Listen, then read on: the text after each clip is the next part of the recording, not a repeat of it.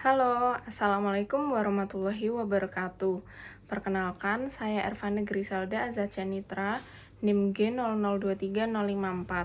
Kali ini, saya akan membahas bagian materi anatomi terkait sistema digestiva, yaitu dinding abdomen, rektum dan anus, dan juga peritoneum. Nah, tanpa nunggu lebih lama, yuk kita langsung mulai aja.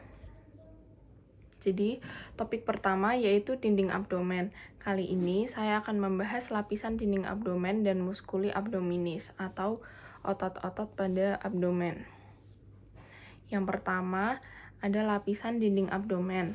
Pada topik ini, saya membagi subtopik menjadi dinding abdomen anterolateral dan posterior. Dinding abdomen anterolateral terbagi menjadi 7 lapis, yaitu kulit, fascia superficialis, fascia profunda, musculi et aponeurosis, fascia transversalis, fascia extraperitonealis yang berupa jaringan lemak, dan juga ada peritoneum parietal.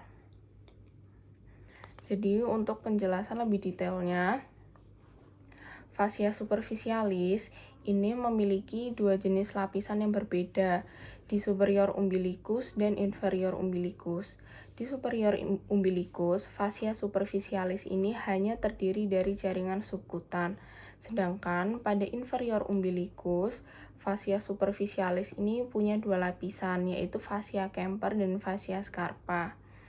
Lalu, fascia profunda, dia ini merupakan lapisan tipis jaringan ikat yang menutupi muskulus. Jadi nanti ada yang namanya flat muscle, dan setiap lapisan dari flat muscle ini akan dilapisi oleh fascia profunda. Lalu ada musculi et aponeurosis. Musculi abdominis ini nantinya akan saya bahas lebih lanjut. Tapi secara umum musculi pada abdomen ini ada flat muscle dan juga vertical muscle. Lalu ada lapisan selanjutnya yaitu fascia transversalis. Jadi lapisan ini merupakan lanjutan dari fascia profundus. Dia membatasi cavitas abdominalis dan dia bakal berlanjut ke dalam cavitas pelvis. Lalu di bawahnya ada fascia extraperitonealis. Dia ini merupakan jaringan lemak dan memiliki dua arah yang berbeda. Fascia extraperitonealis yang mengarah ke anterior tubuh itu namanya preperitoneal, sedangkan yang mengarah ke posterior tubuh itu dinamakan retroperitoneal. Lalu yang terakhir ada peritoneum parietal. Jadi sebenarnya peritoneum itu ada dua, yaitu peritoneum parietal dan visceral. Namun, untuk yang melapisi dinding abdomen itu adalah peritoneum parietal, karena peritoneum visceral itu melapisi organ-organ viscera. Lalu selanjutnya kita bahas lapisan dinding posterior. Jadi dari superficial ke profunda itu ada kulit, fascia superficialis dorsi, musculus yang terdiri dari 4 lapis, lalu ada fascia extraperitoneal, dan juga ada peritoneum parietal. Jadi muskulus pada dinding posterior abdomen itu ada 4 lapis. Di lapisan pertama itu ada musculus latissimus dorsi.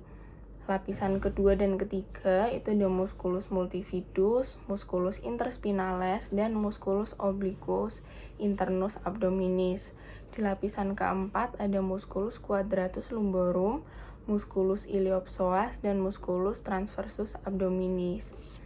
Begitu untuk lapisan dinding abdomen. Kita lanjutkan ke otot abdomen. Jadi otot abdomen itu seperti yang saya udah sebutkan tadi, dia terdiri dari flat muscle dan vertical muscle. Flat muscle itu dari superficial ke profunda, terdiri dari musculus obliquus externus abdominis, musculus obliquus internus abdominis, dan juga musculus transversus abdominis. Seperti yang bisa kita lihat di gambar, musculus obliquus externus abdominis ini punya pola serabut yang bentuknya seperti huruf V. Ini artinya muskulus tersebut berjalan ke arah inferomedial. Aponeurosis dari musculus obliquus externus abdominis ini saling terjalin dan dia membentuk linea alba yang terbentang dari processus xiphoideus sampai symphysis pubis. Jadi kita bisa lihat garis yang di bagian tengah itu namanya linea alba. Lalu batas bawah dari musculus obliquus externus abdominis membentuk ligamentum inguinal. Selanjutnya di bawahnya ada musculus obliquus internus abdominis. Dia ini terlihat susunannya seperti huruf A, yaitu superomedial. Bagian tengah dari aponeurosis musculus ini menyatu dengan linea alba. Lalu yang terakhir ada musculus transversus abdominis. Otot ini dinamain begitu karena memang susunannya yang transversal. Lalu selanjutnya untuk vertical muscle. Vertical muscle itu ada musculus rectus abdominis dan juga musculus pyramidalis abdominis. Otot pertama ada musculus rectus abdominis. Dia itu berjalan vertikal dan berpasangan. Dan pasangan-pasangan tersebut itu dipisahkan oleh linea alba. Selain itu, musculus rectus abdominis itu dibagi menjadi segmen-segmen oleh 3 intersectiones tendinae yang terletak setinggi processus xiphoideus, setinggi umbilicus, dan di antara keduanya. Dan yang kedua ada otot musculus pyramidalis abdominis yang ukurannya itu sangat kecil. Dia bentuknya tuh triangular dan nggak selalu ada pada setiap orang. Nah, musculus pyramidalis abdominis ini terletak di bagian anterior musculus rectus abdominis. Baik, kita lanjutkan ke topik yang kedua, yaitu rektum dan anus. Pada kesempatan kali ini, saya akan membahas tentang rektum proprium, canalis analis, dan juga neurovaskularisasinya. Nah, sebelumnya, jadi rektum itu punya 2 bagian, yaitu rektum propria dan canalis analis. Rektum punya sisi luar dan sisi dalam. Di sisi luarnya, rektum propria itu punya sisi luar dan sisi dalam.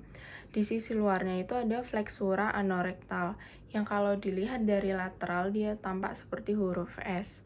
Flexura anorektal ini bakal jadi tegak saat defekasi dan menyebabkan tinja bergerak ke canalis analis. Lalu di bagian dalam itu ada lipatan transversal. Ini lipatannya disebut juga plica transversalis recti. Di bawah plica transversalis recti ini, rektum mengalami dilatasi dan dia bakal membentuk ampula recti yang punya peran penting dalam mempertahankan kontinensi tinja. Dia punya kemampuan untuk relaksasi dan menahan akumulasi tinja. Di antara rektum proprium ke canalis ada zona transisi yang disebut juga anorectalis junction.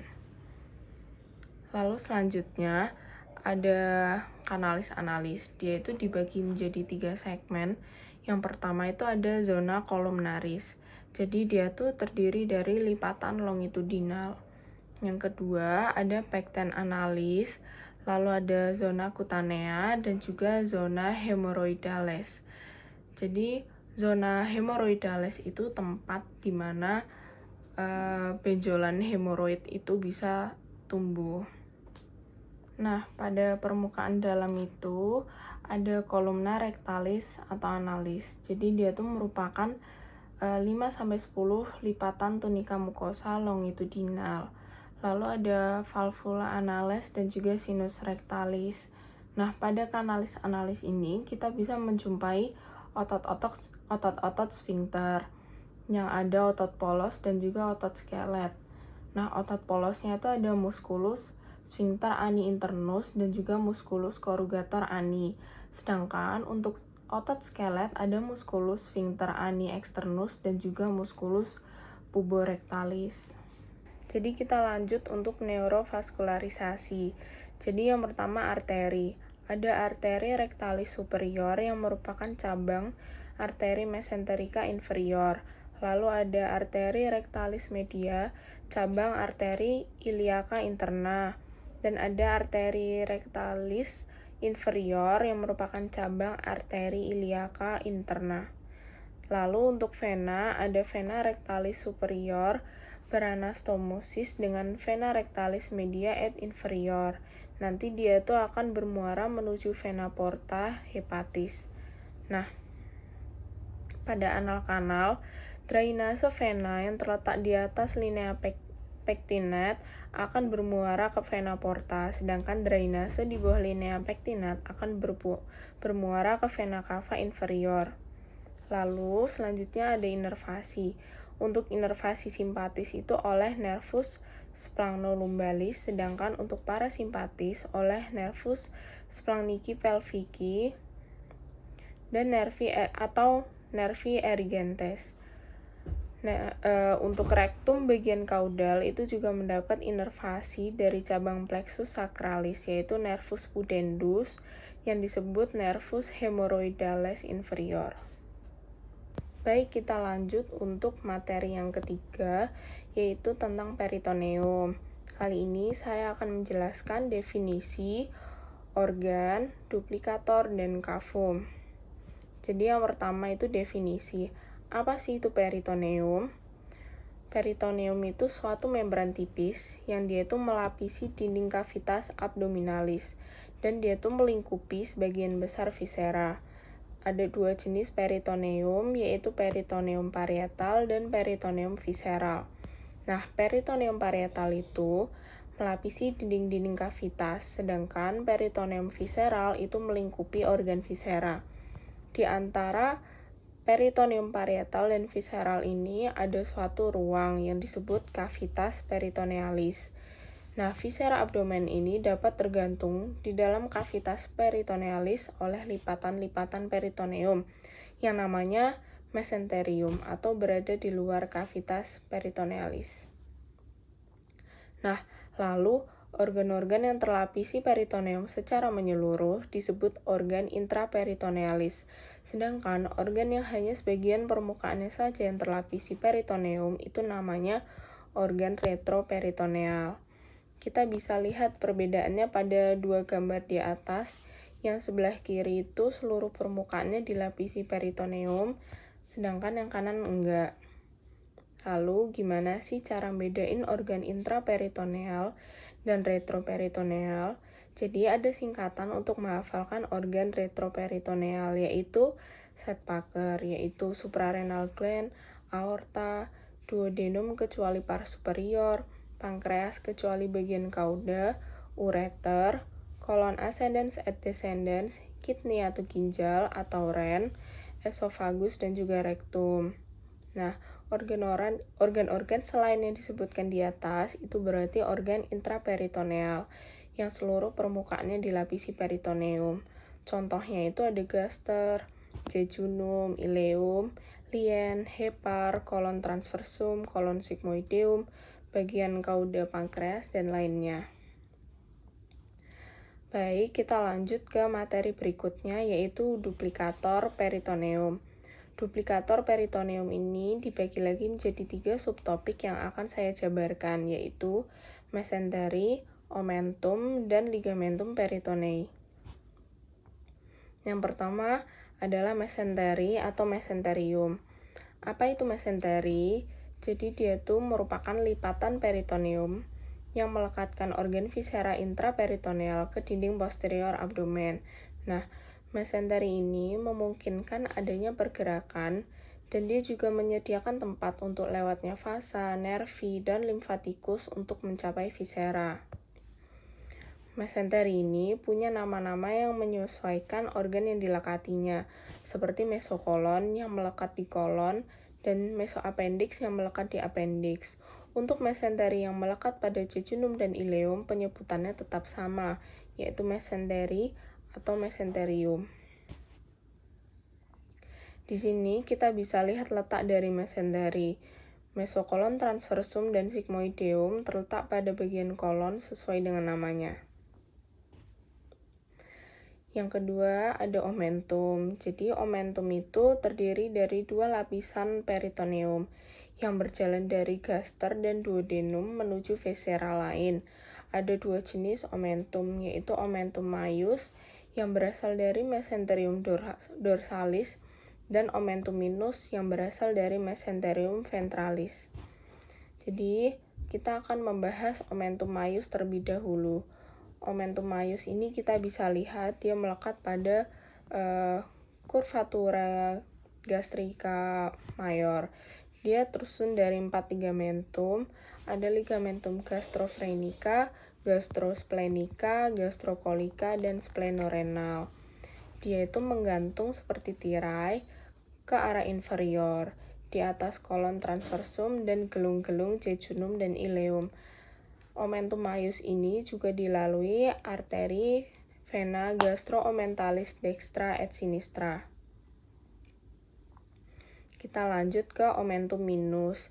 Jadi, kalau tadi omentum maius tersusun dari 4 ligamen, kalau omentum minus dia dari 2 ligamen, yaitu ligamen hepatoduodenal dan juga gastrohepatika. Nah, omentum minus ini terbentang dari curvatura gastrica minor dan pars superior duodenum menuju facies inferior hepar. Ligamentum hepatoduodenal ini berakhir di sebelah lateral sebagai tepi bebas, dan dia berperan sebagai batas anterior foramen omental. Nah, yang terakhir itu ada ligamentum peritonei. Ligamentum peritonei ini terdiri dari 2 lapis peritoneum yang menghubungkan 2 organ satu dengan yang lainnya atau melekatkan organ pada dinding abdomen. Dan ligamentum peritonei ini juga bisa membentuk bagian dari omentum. Biasanya ligamentum ini dinamakan sesuai struktur yang dihubungkannya. Nah, untuk yang menempel pada hepar itu ada ligamentum falciform, ligamentum gastrohepatica, dan juga ligamentum hepatoduodenal. Sedangkan yang menempel pada gaster itu ada ligamentum gastrofrenica, gastrosplenica, dan juga ada gastrocolika.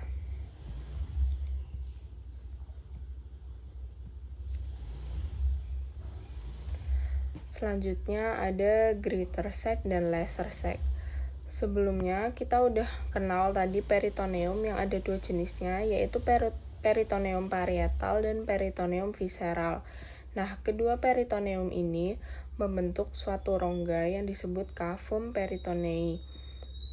Ketika nanti usia dewasa, cavum peritonei ini terpisah jadi 2 ruangan, yaitu cavum peritonei mayor dan cavum peritonei minor. Mereka ini juga dikenal sebagai greater sac dan lesser sac atau omental bursa. Greater sac ini terletak di bagian dalam peritoneum, tapi di luar lesser sac. Nah, greater sac dan lesser sac ini dihubungkan suatu lubang yang namanya foramen epiploica winslowi, yang mana foramen ini ukurannya sekitar 3 cm. Baik, sekian penjelasan dari saya mengenai 3 topik tadi, yaitu dinding abdomen, rektum dan anus, dan juga peritoneum. Kritik dan saran sangat saya terima. Terima kasih sudah menonton.